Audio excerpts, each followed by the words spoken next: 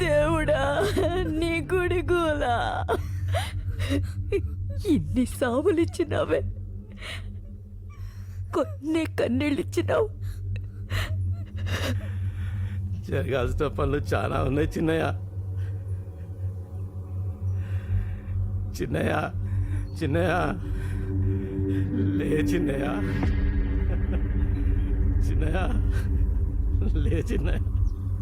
అయ్యా చిన్నయ్య, చిన్నయ్య వదులు చిన్నయ్య, అయ్యే నొలికిలు కంపాలా, వదిలేయా. నువ్వన్నా చెప్పమ్మా. నిన్ను వేలు పట్టుకుని నడిపించినాడు, నువ్విప్పుడు కాటుకు నడిపియాలా?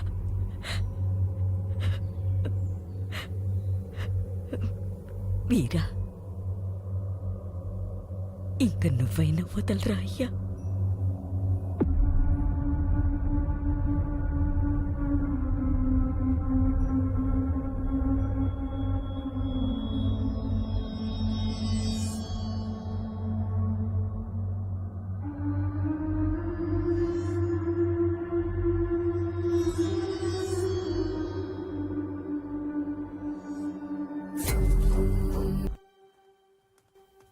హైదరాబాద్ నుంచి సుదర్శన్ రెడ్డి గారు.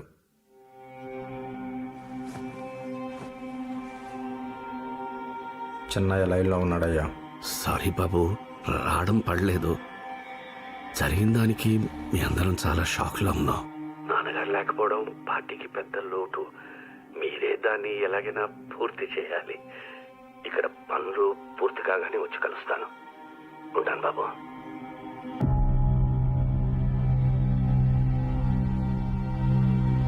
ఇదే సొందు చెన్నయ్య, బసిరెడ్డి కొడుకు తలకాలేపుదాం. మొత్తం ఊర్లన్నీ మన చేతికొచ్చేయాలా? గనులు చూసుకుని కదా అతగాడికి నిన్ను అప్పగూరు పట్టిండేది. ఎట్లయినా చేసి అది కూడా మనమే చేద్దామప్ప. ఊళ్ళో ఇల్లుండాదా ఇంట్లో ఊరుండాదా మీ బగిసికి బసిరెడ్డి కొడుకు సాలా బెంగళూరులో ఉన్నవాని మనోని కూడా సంపితే సాల్నా పొండ్రా పొండి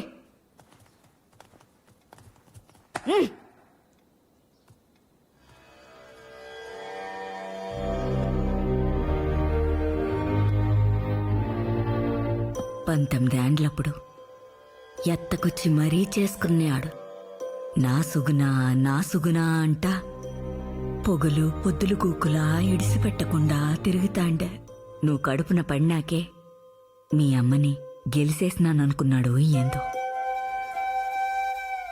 దాన్ని వంటింట్లో వదిలేసి వరండాలకు పోయి ఊరిని గెలిచడం మొదలుపెట్టినాడు మళ్ళీ లోపలికొస్తాడని 25 ఏండ్లు చూసింది మీ అమ్మ ఆడ్నుంచి అట్నే బాయ్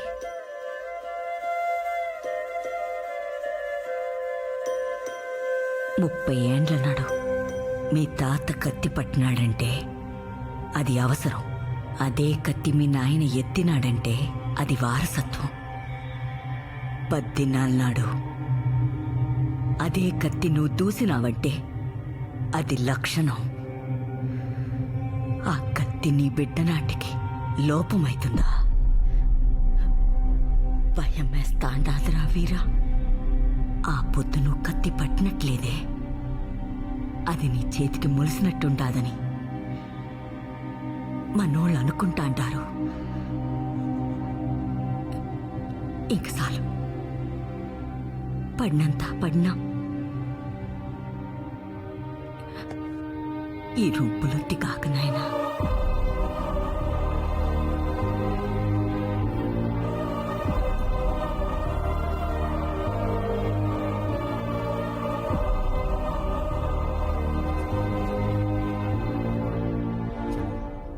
దండాలియా ఎవరు నువ్వు నాగమణి చిన్నయ్య శివయ్య పెళ్ళాం ఈ పొద్ద రేపా అనేటట్టుండావే ఏంటికి పాప ఎండన పడి ఎంత దూరం వచ్చినావు మొన్న కొట్లాటల్లో కేసు పెట్టి పోలీసోళ్ళు ఆ ఇంటాయన్ని తోడుకుపోయినారయ్యా వాడినేదారే నీకేంటికిలేమ్మా నేను వకీల్తో మాట్లాడి వాడిని బెయిల్ మీద తోడుకొస్తాలే నువ్వు ఇంటికి పో వద్దునే వద్దు చిన్నయ్య ఓనికి వేయలొద్దు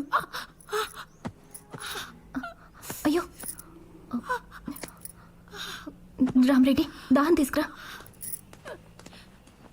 చిన్నయ్య బయట మన వాళ్ళు మాట్లాడుకుంటా అన్నారు బసిరెడ్డి కొడుకుని చంపుతారంటనే ఇప్పుడు మా మగోడు బయటకు వచ్చినాడంటే కత్తి పట్టుకుని ఆ నల్లగుడి మీదకు పోతాడు ఆడనే పగోళ్ళు చంపినారంటే పుట్టింది ఏ పెట్టని కొడుకు తెలియదు కదయ్యా వద్దు చిన్నయ్య వాడికి వేయలొద్దు వాడు జైల్లోనే ఉంటే కనీసం మేలాకొట్లనైనా బిడ్డని చూపిస్తాం వాడు బయటకు వచ్చినాక ఎట్టాగు మీ చేతిలో కత్తే కదయ్యా రాతిత్తే అనుకుంటాం నీకు దండం పెడుతొచ్చింది వాడిని బయటకు తీసుకురాదయ్యా బయటకు తీసుకురాదయ్యా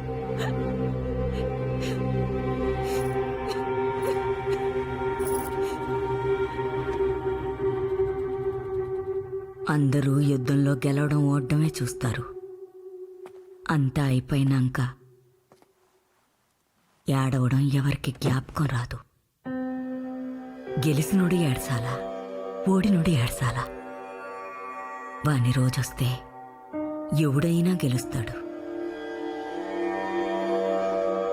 కాని వీరా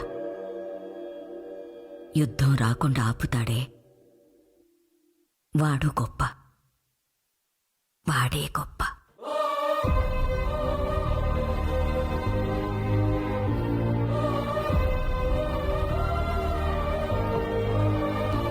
రాయే నా కోడలంటా పోరి పోరి పిలిపించినారు దాని మెళ్ళో తాళిబొట్టు బళ్ళగాని నా మొహం మీద బొట్టు తుడిపేసినారు చాలు చాలు ఈ కొంపకు ఆడబిడ్డని పంపే కంటే మెడకి బండగట్టి పెన్నెట్లో తోసేది మేలు పుణ్యమన్నా వచ్చాది ఏంది పాప యోచన బొట్టు పెడతారనా ఆ? ఎవరు పెట్టేది ఇంటి నిండా ముండ మూసినారులే పోయి దేవరమ్మల బొట్టు పెట్టుకొనిరా పో పోయే